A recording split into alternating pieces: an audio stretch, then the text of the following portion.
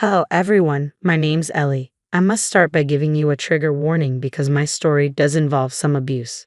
I won't go into a lot of detail, but I will mention some instances to show you what my mother-in-law put me through. I still regret the day I married Jake, my now ex-husband. Initially, I thought Jake was a good man from a respected family. His mother, Chrissy, worked at a charitable foundation, and his father, Xavier, was a successful businessman.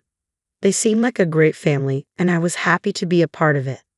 However, everything changed after I married Jake. Chrissy, my mother-in-law, became increasingly abusive towards me. It started with small things like hiding my belongings, glasses, phone, and purse, and laughing as I searched anxiously for them. She would also ask me to handle hot pots that would burn me, and once she even mixed shrimp juice into a dish knowing I was allergic, causing me to miss an important event. She would make me cook for hours only to throw everything on the floor. Whenever confronted, she denied any wrongdoing or claimed it was accidental. After enduring months of this mistreatment, I finally confronted Chrissy and sought help from Jake. "You need to tell me what your problem is, Chrissy," I pleaded. "I'm tired of your behavior. I know you've been intentionally trying to hurt and embarrass me."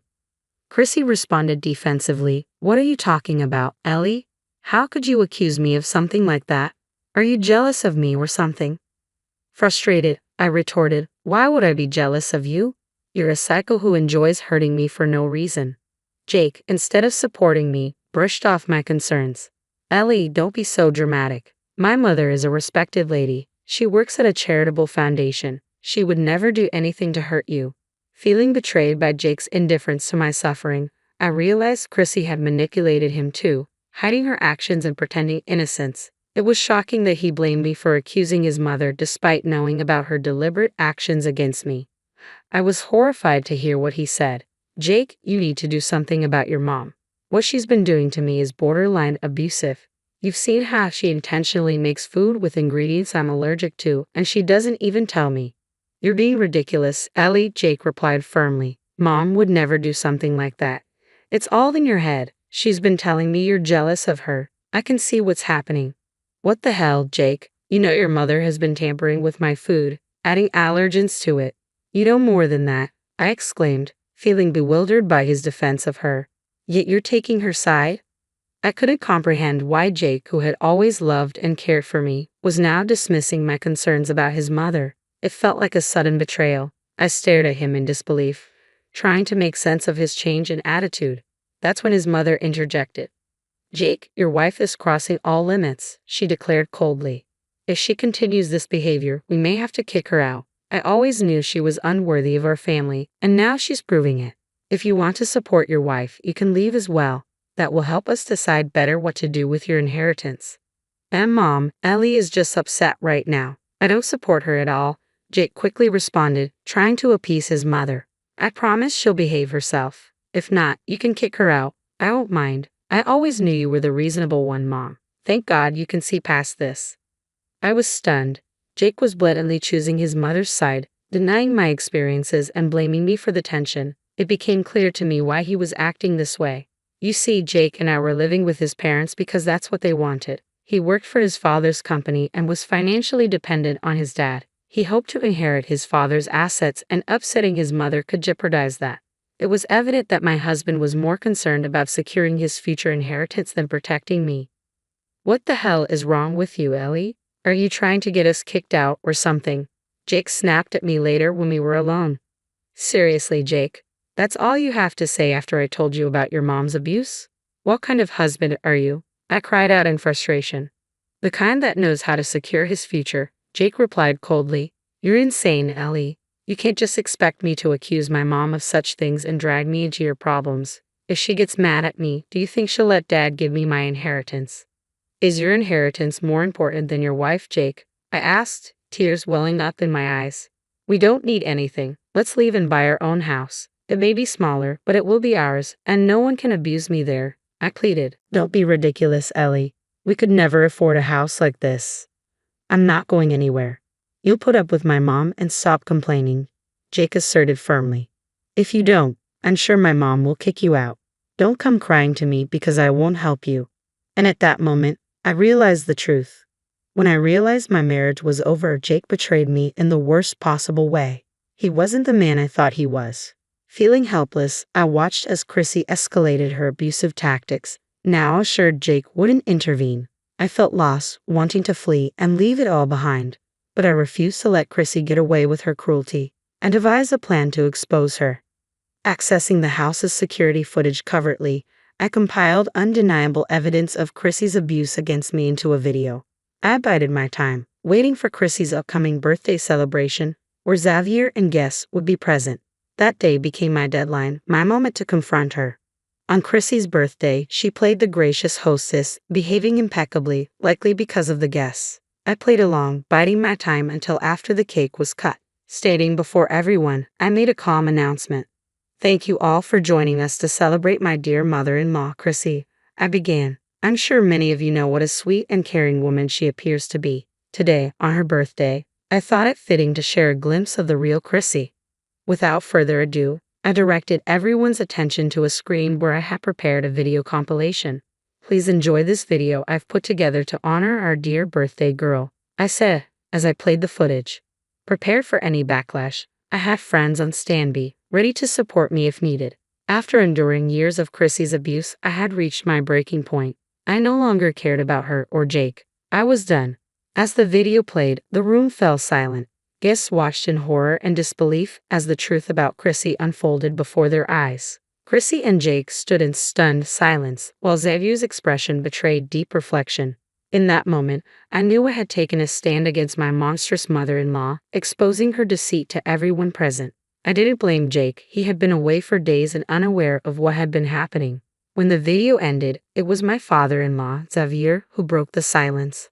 "What the hell did I just watch, Chrissy?" he demanded. "It's not what it looks like, Xavier. These videos are fabricated, taken out of context," Chrissy hurriedly replied. Xavier's voice remained firm. "Oh really, Chrissy? They don't look fabricated to me. Are you suggesting my daughter-in-law went to the lengths of doctoring videos just to humiliate you?"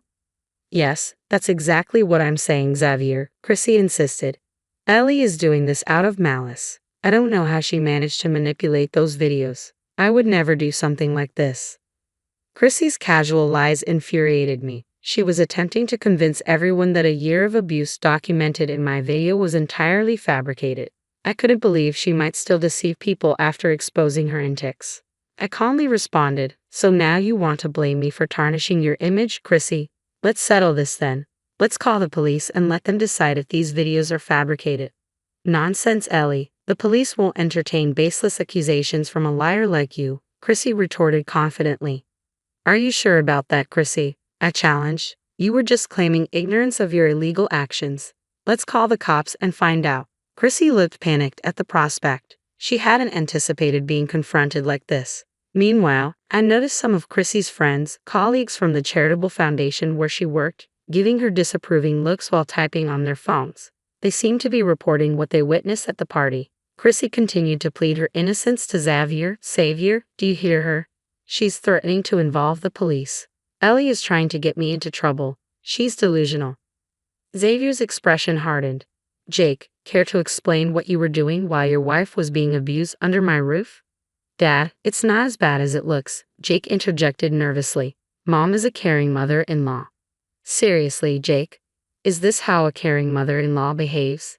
Xavier challenged. "Are you out of your mind?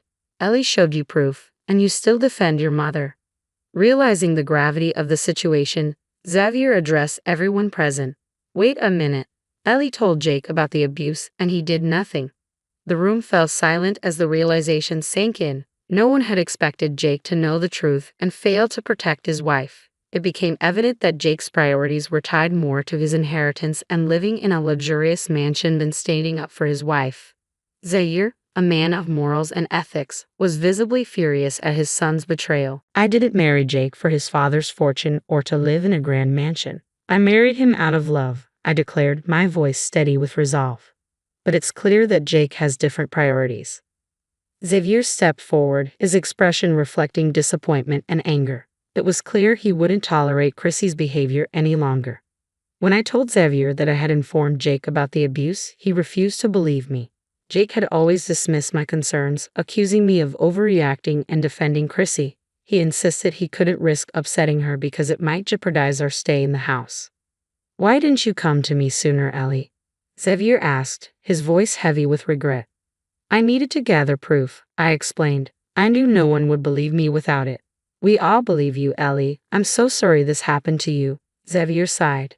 "I'm sorry I failed to raise my son right. As for Chrissy, you can call the cops on her. I won't interfere."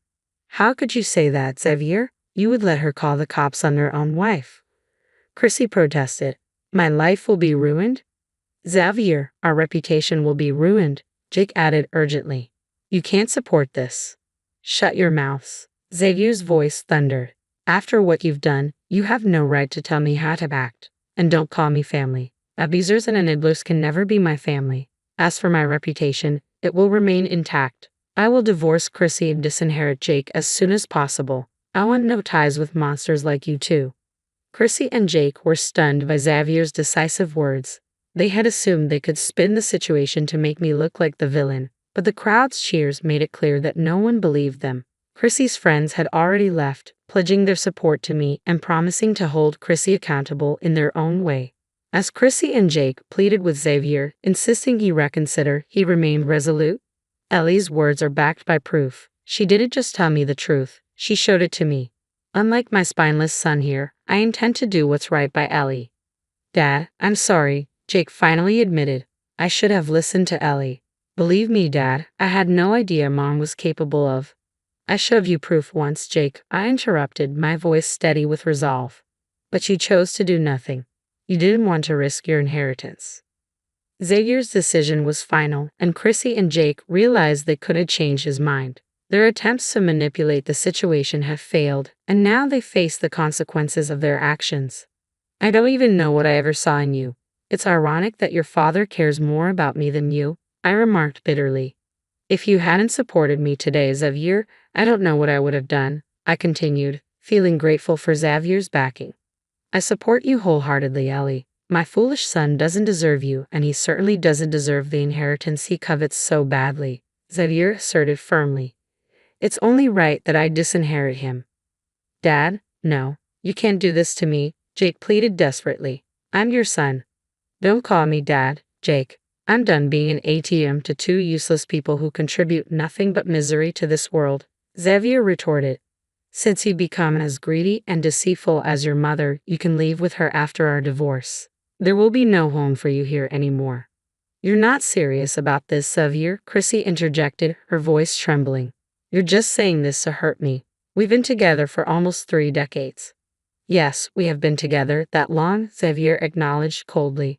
"But I never imagined my own wife could be so vile and monstrous. After today, I want nothing to do with you." Chrissy stood frozen, stunned into silence, while Jake sobbed and begged Xavier for forgiveness. It struck me profoundly how today's events laid bare their true priorities. They cared only for wealth and reputation, not for the person they had abused for a year. I felt disgusted by the man I once called my husband. He was more upset about losing his inheritance than realizing the extent of my suffering. Chrissy began crying and pleading with Xavier, not to me, but to him. "Xavier, please, I know I made a mistake. It won't happen again. Please don't take such a drastic step without thinking." "Dad, Mom is right. We messed up, but we'll make it right," Jake added, his voice choked with tears. "We're ashamed of ourselves. This will be a wake-up call for me. Please forgive us." "You have some nerve asking for forgiveness," Xavier responded bitterly. "You haven't even apologized to Ellie, the main victim here. You're apologizing to me because I have the power to leave you bankrupt and homeless.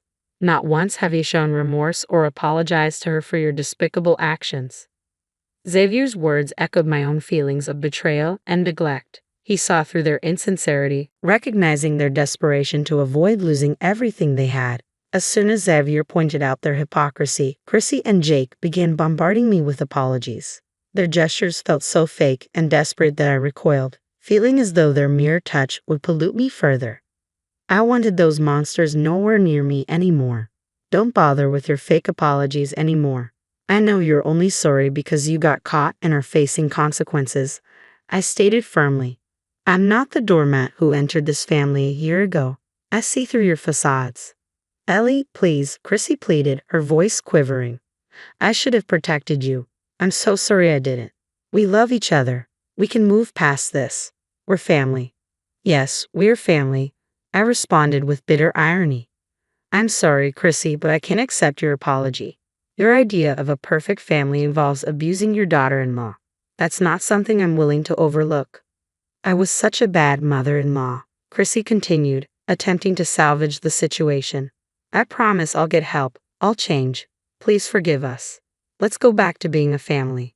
I couldn't help but laugh. You must be delusional if you think I consider you family. You're nothing but leeches. Your apologies mean nothing. You're only here because your future is at stake. Well, I don't forgive you. Don't do this, Ellie, Jake pleaded desperately. I did what I did to protect us. I love you. You let your mom torture me because you wanted to secure our future. I shot back, my voice steady with resolve. I told you countless times we don't need your parents' money. I wanted us to leave, to get away from your evil mother, but greed kept you here, overlooking everything she did. I'm divorcing you, Jake, I declared firmly. That's final, and I'll be going after half of your assets. You'll pay for enabling your mother. Jake and Chrissy were stunned into silence, their pleading and apologies falling on deaf ears.